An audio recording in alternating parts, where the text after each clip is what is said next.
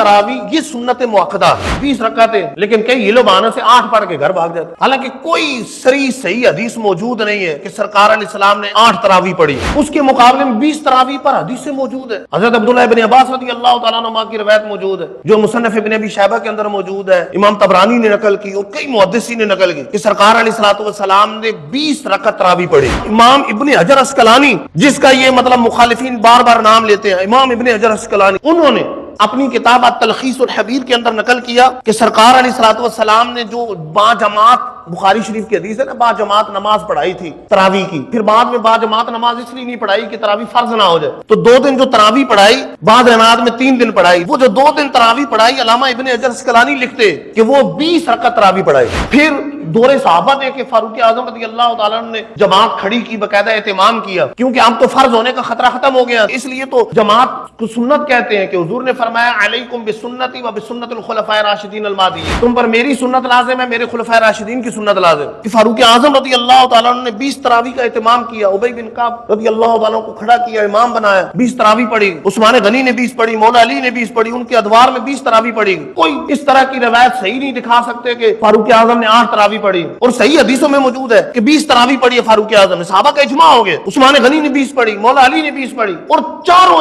امام اعظم ابو حنیفہ، امام شافعی، امام احمد بن حنبل، امام مالک، کسی کے نزدیک 8 تراویح نہیں، ایک قول پر امام مالک کے نزدیک 20 تراویح، اور ایک قول ان کا 36 ان کی رکعتیں، یہاں نفس کی پیروی کرتے 36 کی طرف نہیں جائیں گے، 8 کی طرف، چلو 8 پڑھ کے گھر جاؤ۔ کوئی ایک حدیث تو ایک جو روایت صحیح بخاری شریف کی پیش کی جاتی ہے اس میں تراویح کا لفظ بھی نہیں ہے، بلکہ خود امام بخاری اسے کتاب تہجد میں لے کر آئے کہ حضرت عائشہ رضی اللہ تعالیٰ عنہ فرماتی ہیں سرکار علیہ السلام رمضان ہو یا غیر رمضان ہو آپ 11 رکھتے پڑھتے تھے، مطلب 3 وتر پڑھتے تھے اور 8 یہ رکھتے پڑھتے تھے۔ تو اب سوچنے کی بات ہے، یہاں تو بات ہو رہی ہے رمضان غیر رمضان، یعنی ایسی نماز ہے جو رمضان اور غیر رمضان میں پڑھی جاتی، تراویح رمضان کے علاوہ تو نہیں پڑھی جاتی، تو یہ وہ نماز ہے جو تہجد کی، امام بخاری کو یہی سمجھ آیا، امام بخاری کتاب تہجد میں لے کر آئے کہ تہجد کی 8 رکعتیں حضور پڑھا کرتے تھے اور 3 وتر ادا فرماتے تھے، اور سرکار علیہ السلام کی عادت مبارکہ تھی کہ آپ وتر جو ہے وہ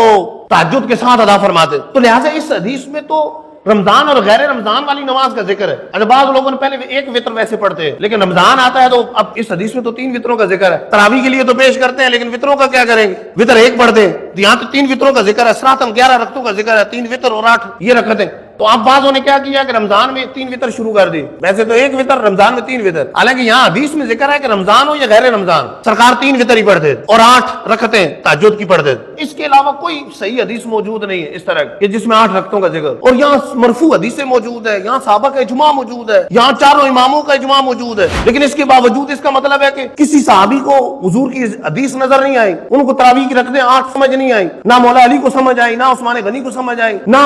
فاروق اعظم کو سمجھ آئی، کسی کو نہیں سمجھ آئی، صحابہ کو نہیں آئی، چاروں اماموں کو نہیں آئی، اور 14ویں صدی میں آ کے لوگوں کو سمجھ آ گئی کہ نہیں 8 رکھتے ہیں، نہیں 8 رکھتے ہیں، حدیث میں 8 ہیں، لا حول ولا قوت الا باللہ۔